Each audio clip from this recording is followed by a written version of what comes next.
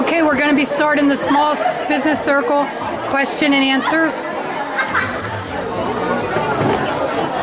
Okay, I'm ready for you. Who wants to be first? Okay. Yes, what would be one of the reasons why you would choose to start your own business? The reason why I chose to start my own holistic healthcare business was because I had my own health issues and I overcame so many of them by myself through my studies. So I figured I would help other people with all that I've learned to help myself. So usually a lot of people who go into small business themselves, it's usually for some reason that they found there was a need for something. And that's usually a good reason to start. If you have a need for some type of business, if a need for some type of service, and you be the one to provide that need in the area that you're in.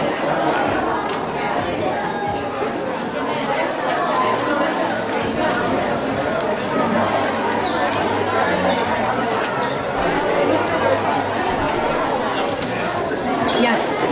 Yes, what are three important components essential in developing and maintaining a successful small business? I love your woman voice, it's very good. Okay, you might have to repeat it though, because I was so into the voice that I didn't really get what you were asking. What are three important components essential in developing and maintaining a successful small business? What are three components Can you give me one? to have a successful business? I know one of them would be Well, location. one of them would be the need. Hi guys, we have everybody over in this corner, so if you want to come play or Talked about the need. The need for the service that you will be providing. Would location So you would be look an around. You would important look aspect? around the area and see who's in your area doing the same type of things, and what makes you different from what they're doing. So put yourself aside from the competitors. Yeah, exactly. Kind of finding where your differences are. I mean, you have the similarities, but where you stand out and where you shine.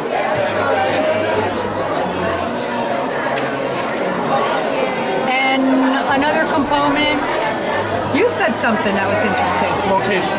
Location. That's kind of important too. You want to have a good location for your business. A lot of people actually these days do web businesses where they might write books and sell them on the web, or information, or YouTube videos actually is what I do too. It's YouTube videos. But location's important, especially with the type of service that you offer. So location, need, and what would be another one? Location, need, interest. Not just need, but interest in the type of things.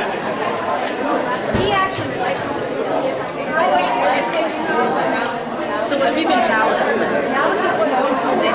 My challenges in the small business were first to start my small business because I was really nervous about beginning. I was in a lot of fear about failure before I even started.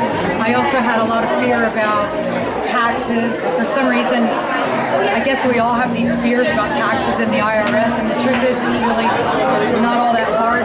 I think one of the most important things in small business is to have support, and there's so many businesses out there that actually help small businesses from the beginning and all through your small business. I worked with community development in Bethlehem, Pennsylvania, and they helped with my small business right from the beginning. Basically, how to set up my tax ID number, how to get a web page. They had me do like a market analysis to see who was doing what in my area and what kind of fees they charge for the type of things I do. So, I mean, I guess fear was my biggest thing. And the funny thing is there's no reason to fear. And what's the worst that can happen? You fail. So you close it up and you go on to something else. It's not that big of a deal, really. You know? And we all have such big fear about moving forward for some reason, and there's really no need to fear. If you do what you love and you do what your heart is drawing you to, for the most part you're going to be okay, and I have been okay. Yes. What finally pushed you to start your own business? Like, what events led up to? Oh, interesting. What finally pushed me? Well, I was married for many years, and my husband is not going to be my husband anymore, and I thought, wow, I better step it up. So I jumped off the cliff and started my own business. and I'm doing really well. You know, I mean, I'm not doing great. I'm not making all kinds of huge money, but I'm happy with what I'm doing, and I feel like I'm helping people. That's the only thing that matters. Yeah, and I feel good about what I do. I feel good about being here today and talking to you. So I get to do these kind of functions, which to me means a lot. Yeah. Any other questions? Oh, okay. Yes. What are some like day-to-day stuff that you got to do to maintain your business? She asked what the day-to-day things that I need to do to keep the business going. So basically networking, emailing people with functions that I have going on. I started a meetup group, which is, I don't know if it's worldwide, but I know it's nationwide meetup. So I have a raw food meetup group where we get together and we have potlucks and I talk about the health of natural foods and what the importance is of eating whole, raw, fresh, organic foods. That's a lot of what I do. So the meetup group is a good way to market with people. Also, I could show movies at the library that have to do with natural health and then have people come to that. I get their email addresses and that way I get more email addresses and that way if I have other functions I can send out that I'm doing different functions there. So the meetup group is a real good one. Also, Facebook has helped me a lot. I have a Facebook page for my business and I post a lot of things about healthy eating, healthy living, stress reduction, which is what the focus is here today. So I do a lot of social networking, which to me, in your generation, you grew up with it. I didn't, so it's really hard for me to get started on it. But it really is a good tool for that type of thing to keep a business going. And that works. And also local farms, local CSAs, organic farms in the area. Maybe to do different functions at the farms, like have a smoothie day where I teach people how to make smoothies. Things like that. So you get what it is that you're interested in, you learn what it is that people want, and then you provide those services. And a lot of times you have to do a lot of things for free to get people to see who you are and what you do. And then they get interested and they say, oh, you do hypnosis too? I really would like to lose weight. And I say, yeah, I do hypnosis. So if you want to come see me, we'll have a group session or a single session for you. So there's different things you can do to network yourself. And you could charge a couple dollars, so at least you're not always on the low end of it, which I found myself a lot of the times doing a lot of things for free. And I do have to be aware that I am in business and that I have to make money, so I do have to charge for fees. And a lot of times when I start to charge, it seems people have more respect for me as to when I just give it for free, they don't seem to take it as serious. But if you pay for a service, you take it more serious and you put more of yourself into that, you know, because you're paying for it. So now I don't feel so bad about asking for money for what I do, because it took me a while to do that. It really did. Target age ranges. Pardon? Target age ranges. Age ranges. Oh, that's a really good question, because when I wrote up my business plan, they asked me who my target audience was. Me, myself, I'm 47 years old, so I'm in the middle of my life, female, and probably has dealt with some health issues, as most have, and even in your generation, dealing with a lot of health issues also. But most of the people that I work with are like me, so it's a mirror of myself. So I see what it is that I would like and what I want to do with my life, and I provide those services for those who are just like me. Now that doesn't mean that I couldn't help people that are of your age, because I have, depending on where I put my marketing. And a lot of times I do drum circles, drum facilitation, where we have drum circles and things like that, and I get a lot of young people for that. And then when they realize all the other things I do, they usually like to get into that too, like the hypnosis and the self-relaxation, self-hypnosis techniques, because today's world is very stressful, and not just for someone my age and going through the things that happen with midlife crises and everything else, but with what you're doing right now, going to school and having family issues and having relationship issues and all the things you have to deal with, and then school itself, which is not easy at all. And I don't think many people realize what the stresses that you have and that you have to deal with day after day, living in a situation that's so foreign to you. There's so much. So learning these relaxation techniques would be really good for you, things like that. So that would be my target audience also, the young people.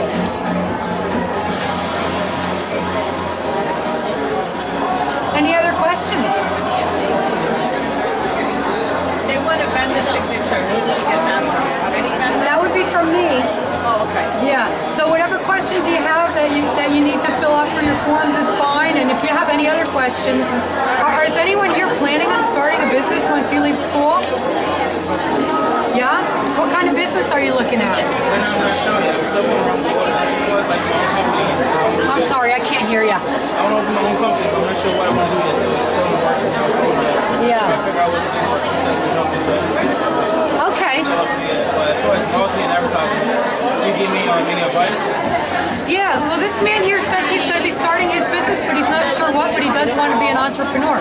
The advice that I have that helped me on my journey for sure was getting help from the Community Action Service. There's also something called SCORE. It's SCORE, and it's an acronym for something. I can't remember what, but there's one in the local area here, and it's seniors who have run businesses on their own that volunteer to help young people, or even people my age, to help start their business. So what I would suggest really is to check into services that may help you. Because if I had tried to do this on my own, it never would have happened. Because in the beginning, I have tried to do it on my own, and I was terribly overwhelmed. If you work with Community Action or SCORE or something of that, they help you step by step exactly how to start your business with the state taxes, with your federal government, with your marketing strategies, and I call it strategies. Also with your target audience and all those type of things. So my suggestion would be anyone who wants to start a business would definitely be in their best interest to have help along the way. There's so much help out there, it costs free or next to nothing. And why not give it a shot? Life is short, right? Any other questions?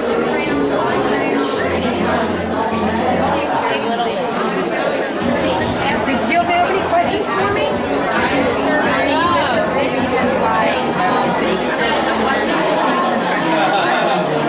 Okay, this woman asked me why 3 reasons why business owners choose to start their own business. For me, one of the reasons was I would like to have my own hours. Because there's certain times of the day I feel my best, and those are the days I want to schedule my work. Everybody's bit different. Some people like to work in the morning, they feel they're sharpest in the morning, and they would prefer to do most of their business during those hours. So that was one of my big ones. Another reason is so I can be my own boss. Because everybody who has worked for anybody else, a lot of times you do okay, and then there's other times where you work for someone who you just don't get along with, and they kind of have it hanging over you all the time, and it's not fun. And it's okay to try to please others, but some people are unpleasable.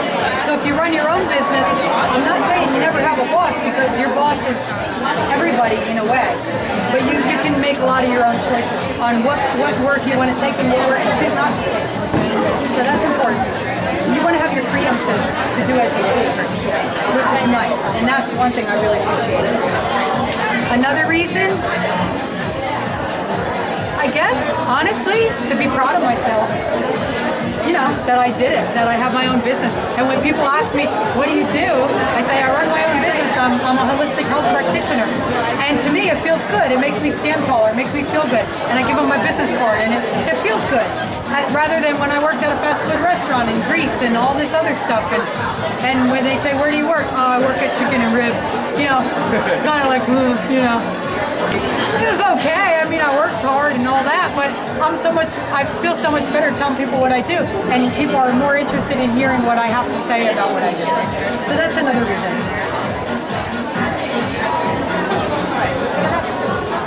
Yes, I think this ends the session. Does anyone have any more questions before I sign off here? Any more questions? No. Okay, I'm going to sign off here, and I'll catch you later. Thank you for watching, YouTube friends. I'll catch you next time. Peace.